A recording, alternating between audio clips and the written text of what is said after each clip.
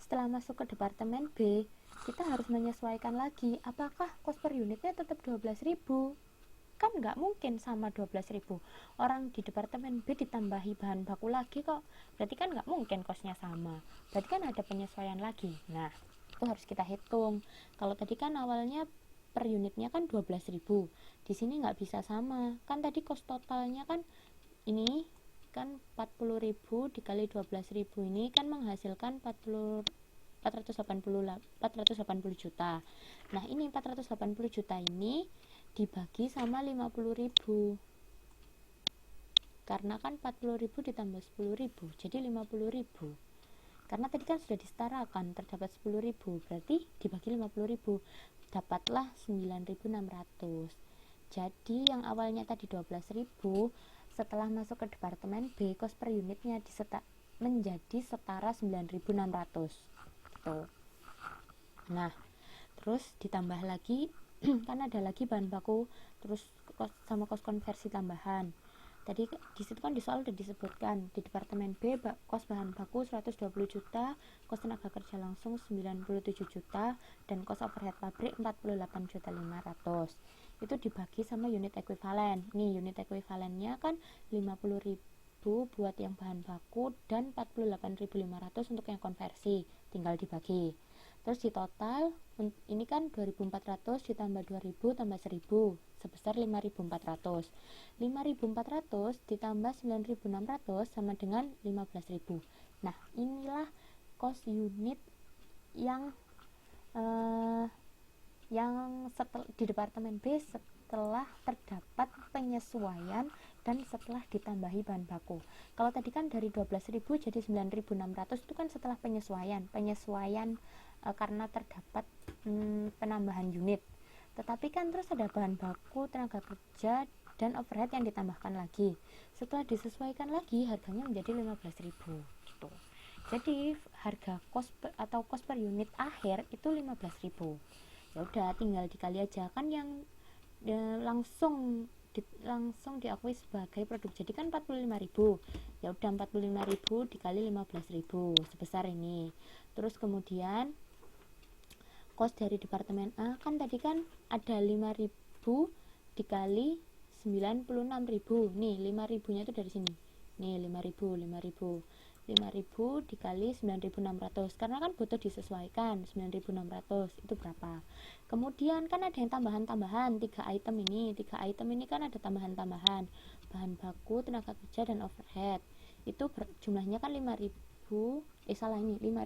itu bukan 3.500 ya yang bahan baku tapi 5.000 terus dikali 2.400, 3.500 kali 2.000 dan 3.500 kali 1.000 dapatlah ini dan setelah dijumlah hasilnya ini. Oke, sudah saya ulangi. Masih ada yang ditanyakan? Kalau tidak ada saya lanjutkan. Aku capek ngomong. Gak ada kan? Udah clear kan di sini? Ini masih gampang kok. Masih kecepatan lagi.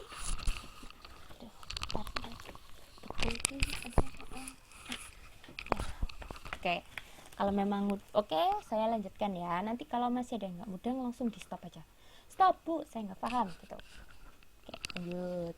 PPT-nya habis. Ya, itulah yang dibahas di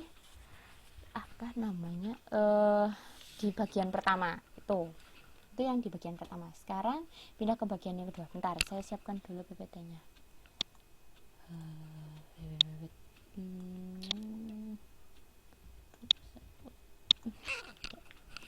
Sekarang kita masuk ke bagian yang kedua atau kegiatan belajar 2. Itu sama sih, masih tetap membahas laporan kos produksi,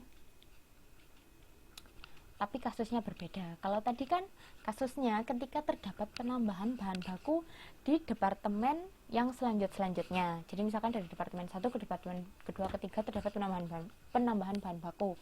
Itu asumsi yang itu kita cara menghitung laporan kos produksinya kayak yang tadi.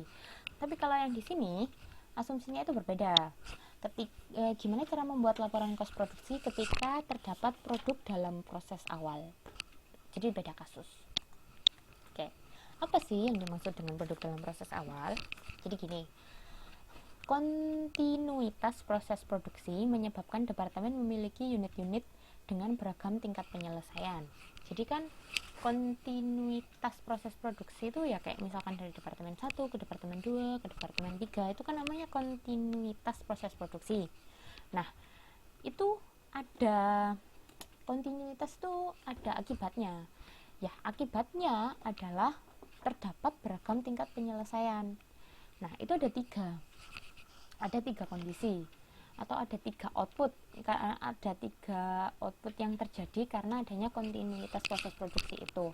Yang pertama, unit masuk ke proses dan selesai selama periode waktu sekarang. Jadi unit yang dimasukkan ke proses itu bisa saja selesai waktu di periode itu juga. Jadi kayak tadi kan ada yang dimasukkan ke proses produksi, ada yang selesai, ada yang di dalam periode itu juga menghasilkan produk jadi gitu. Jadi dalam satu periode itu produk yang dimasukkan atau bahan baku yang dimasukkan menghasilkan produk jadi.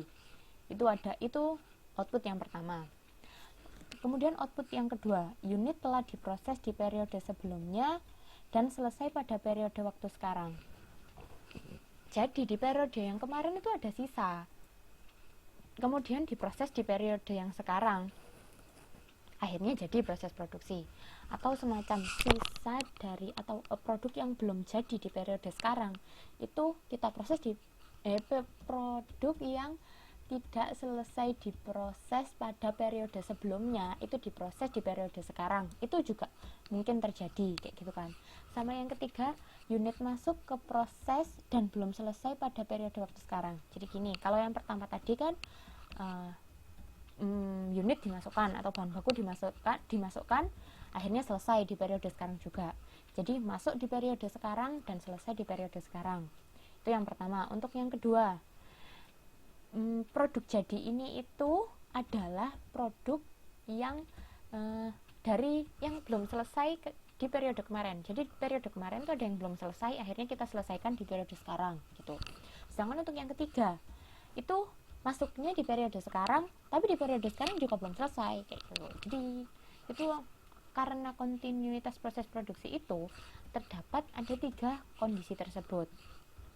Jadi ada yang masuk di periode sekarang dan selesai di periode sekarang, ada yang masuk di periode sekarang dan di akhir periode belum selesai, ada yang produk yang selesai di periode sekarang itu merupakan produk yang belum selesai di periode kemarin kayak gitu. Nah, oleh karena proses produksi berjalan secara kontinu, maka produk dalam proses akhir periode akan menjadi produk dalam proses awal periode. Ini tuh penjelasan untuk yang poin kedua, unit telah diproses di periode sebelumnya dan selesai pada periode waktu sekarang. Jadi contohnya kayak gini, di departemen A di bulan Maret itu yang masuk itu 30.000 unit, bahan baku yang masuk 30.000 unit, tapi yang berhasil selesai itu 24.500. Terdapat 5.500 yang belum selesai. Nah, 5.500 yang belum selesai ini otomatis akan menjadi input bagi di bulan April. Nah, di bulan April ini ada input 5.500. 5.500 input karena di bulan Maret belum selesai. Nah, 5.500 itu kan yang belum selesai, yang harus diselesaikan di bulan April. Kemudian dimasukkan ke proses 35.000. Berarti total kan terdapat 40.500. Dari 40.500 ini ternyata yang selesai cuma 34.500. Berarti sisa 6.000. 6.000 ini masuklah sebagai input di bulan Mei. Seperti itu. Itu adalah salah satu akibat ketika terdapat kontinuitas proses produksi. Intinya kayak gitulah. Kita sekarang mau bahas tentang itu. Ketika ada yang belum selesai di periode kemarin dan akan diselesaikan di periode sekarang. Intinya yang mau kita bahas di yang kedua itu. Oke, saya lanjutkan. Nah, ketika yang tadi ya, misalkan dari periode yang kemarin belum selesai, akhirnya menjadi input di periode yang sekarang. Nah, itu menyebabkan beberapa timbulnya masalah-masalah baru. Ada 3 masalah baru yang harus kita pertimbangkan. Yang pertama, haruskah dibuat perbedaan tingkat penyelesaian antara produk selesai atau produk jadi yang berasal dari produk dalam proses awal dan produk masuk ke proses periode tersebut.